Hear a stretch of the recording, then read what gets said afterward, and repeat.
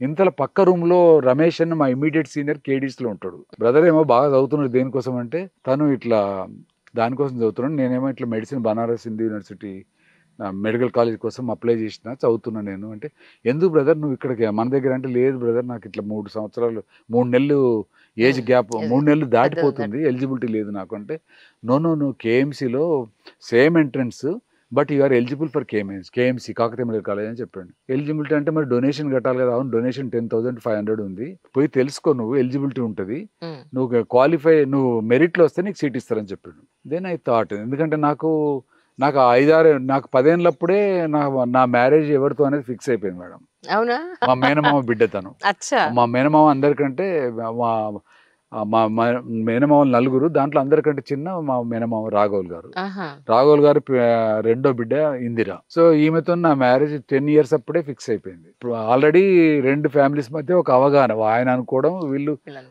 అన్న బిడ్డనే చేసుకోవాలని మా అమ్మ అనుకోవడం.